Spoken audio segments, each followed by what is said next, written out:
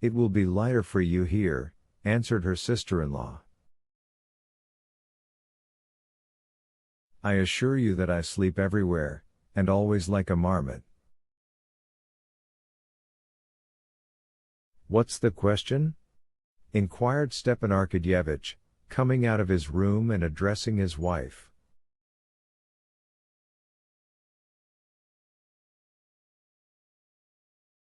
From his tone both Kitty and Anna knew that a reconciliation had taken place.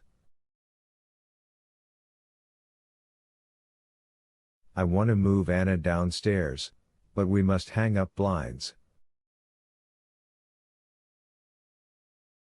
No one knows how to do it, I must see to it myself, answered Dolly addressing him.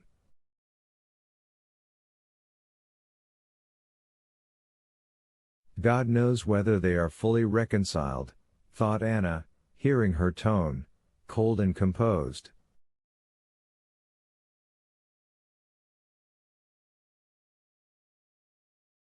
Oh, nonsense, Dolly, always making difficulties, answered her husband. Come, I'll do it all, if you like.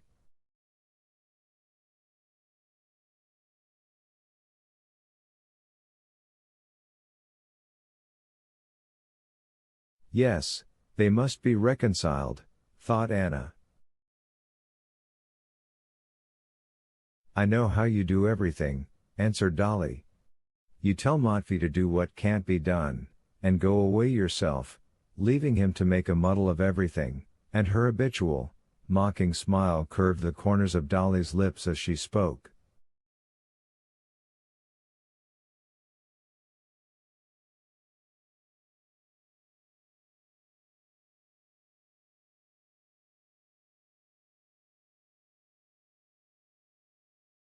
Full reconciliation, full, thought Anna, thank God.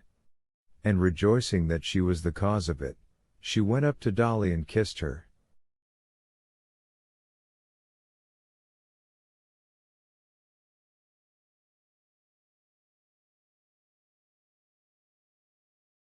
Not at all. Why do you always look down on me and Matvey? Said Stepan Arkadyevitch, smiling hardly perceptibly, and addressing his wife.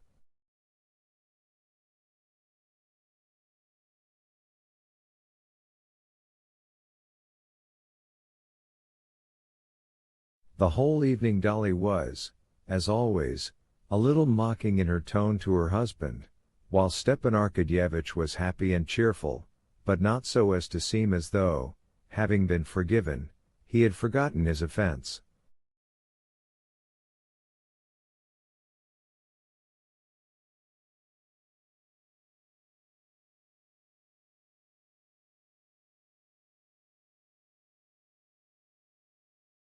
At 9:30 a particularly joyful and pleasant family conversation over the tea table at the Oblonskys' was broken up by an apparently simple incident. But this simple incident for some reason struck everyone as strange.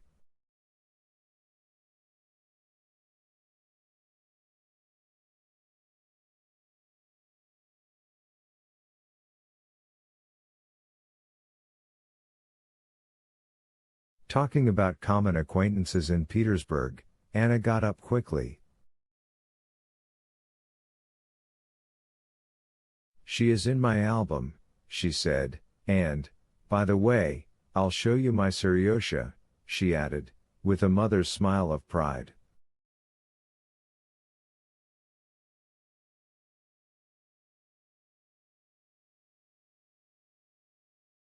Towards 10 o'clock, when she usually said good night to her son, and often before going to a ball put him to bed herself, she felt depressed at being so far from him, and whatever she was talking about, she kept coming back in thought to her curly-headed Seryosha.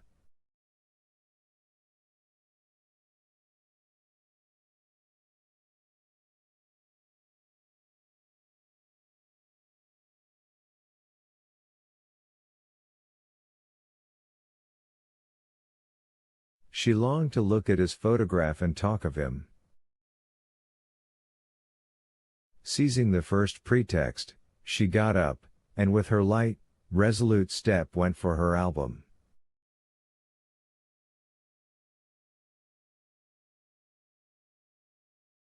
The stairs up to her room came out on the landing of the great warm main staircase.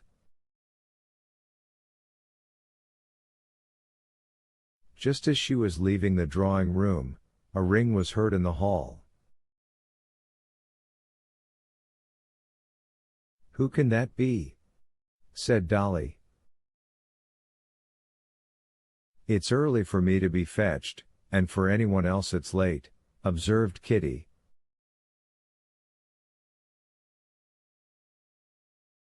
"Sure to be someone with papers for me," put in Stepan Arkadyevitch. When Anna was passing the top of the staircase, a servant was running up to announce the visitor, while the visitor himself was standing under a lamp.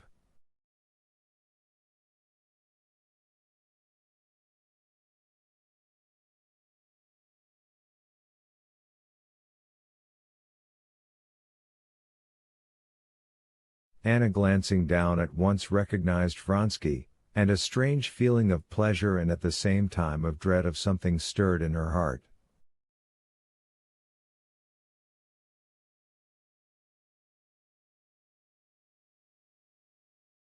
He was standing still, not taking off his coat, pulling something out of his pocket.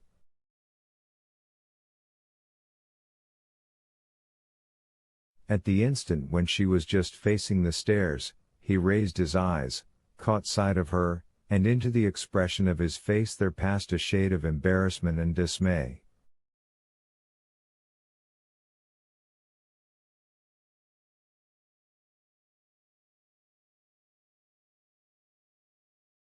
With a slight inclination of her head she passed, hearing behind her Stepan Arkadyevitch's loud voice calling him to come up, and the quiet, soft, and composed voice of Vronsky refusing.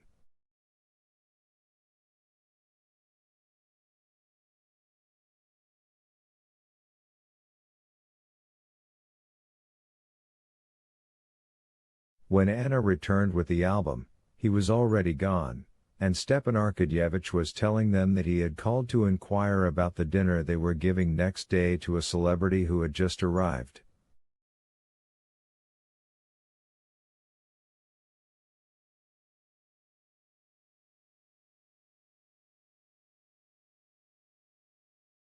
And nothing would induce him to come up. "What a queer fellow he is," added Stepan Arkadyevitch. Kitty blushed. She thought that she was the only person who knew why he had come, and why he would not come up.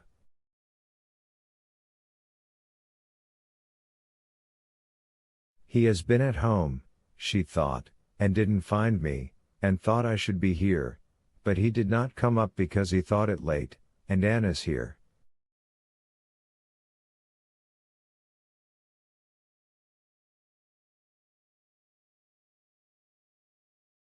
All of them looked at each other, saying nothing, and began to look at Anna's album.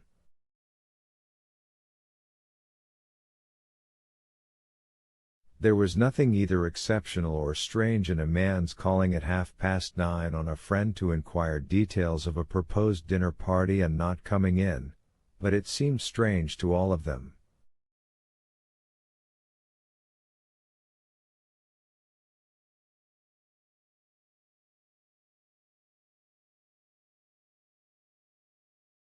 Above all, it seemed strange and not right to Anna. Chapter 22. The ball was only just beginning as Kitty and her mother walked up the great staircase, flooded with light, and lined with flowers and footmen in powder and red coats.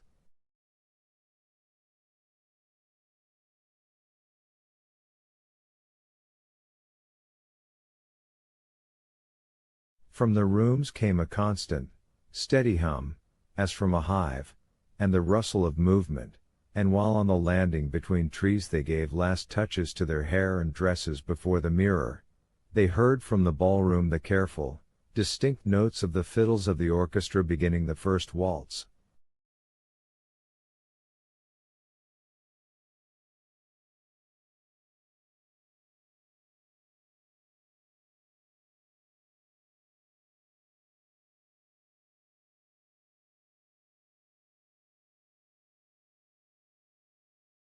A little old man in civilian dress, arranging his grey curls before another mirror, and diffusing an odor of scent, stumbled against them on the stairs, and stood aside, evidently admiring Kitty, whom he did not know.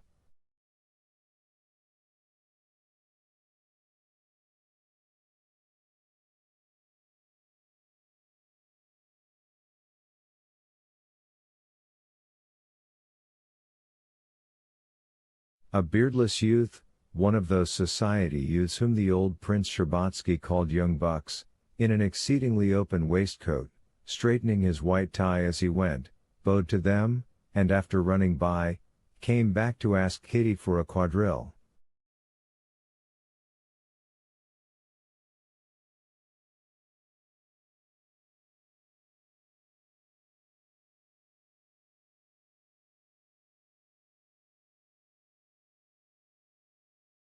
As the first quadrille had already been given to Vronsky, she had to promise this youth the second.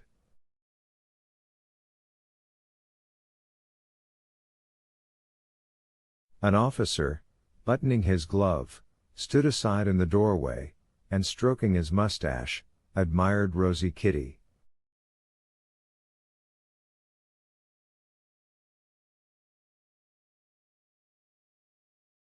Although her dress, her coiffure, and all the preparations for the ball had cost Kitty great trouble and consideration, at this moment she walked into the ballroom in her elaborate tulle dress over a pink slip as easily and simply as though all the rosettes and lace, all the minute details of her attire, had not cost her or her family a moment's attention, as though she had been born in that tulle and lace, with her hair done up high on her head, and a rose and two leaves on the top of it.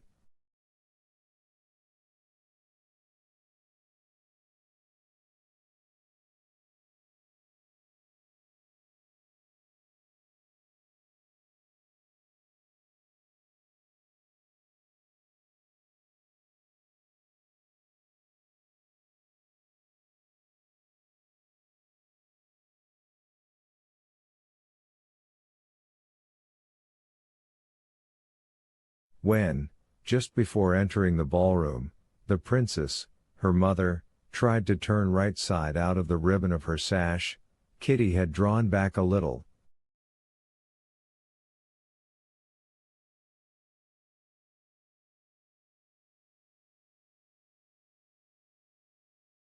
She felt that everything must be right of itself, and graceful, and nothing could need setting straight.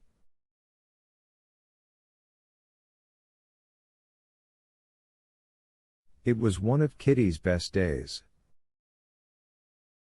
Her dress was not uncomfortable anywhere, her lace bertha did not droop anywhere, her rosettes were not crushed nor torn off, her pink slippers with high, hollowed-out heels did not pinch, but gladdened her feet, and the thick rolls of fair chignon kept up on her head as if they were her own hair.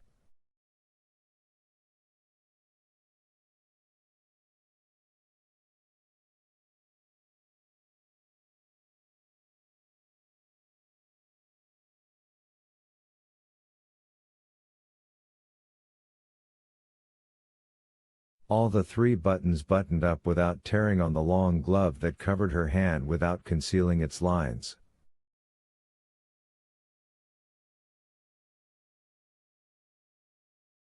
The black velvet of her locket nestled with special softness round her neck. That velvet was delicious. At home, looking at her neck in the looking-glass, Kitty had felt that that velvet was speaking.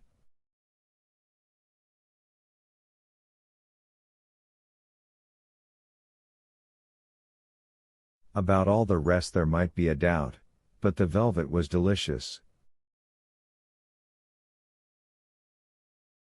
Kitty smiled here too, at the ball, when she glanced at it in the glass.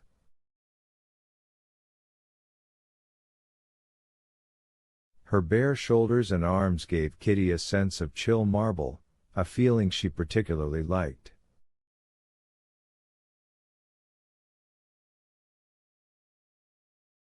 Her eyes sparkled, and her rosy lips could not keep from smiling from the consciousness of her own attractiveness.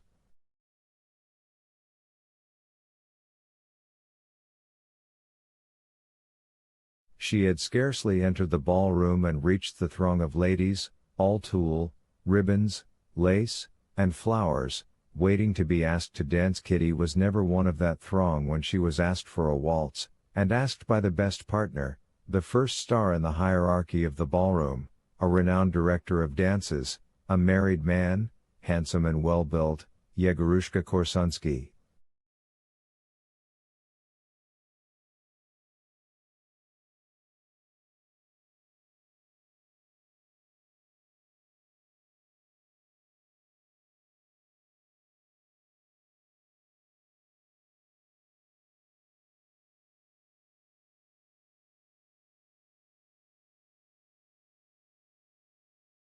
He had only just left the Countess Benina, with whom he had danced the first half of the waltz, and, scanning his kingdom, that is to say, a few couples who had started dancing, he caught sight of Kitty, entering, and flew up to her with that peculiar, easy amble which is confined to directors of balls.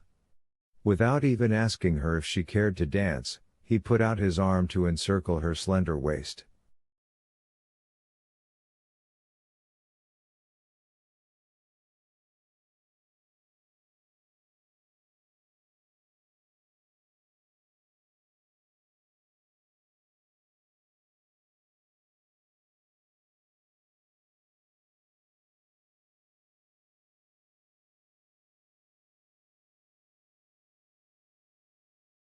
She looked round for someone to give her fan to, and their hostess, smiling to her, took it.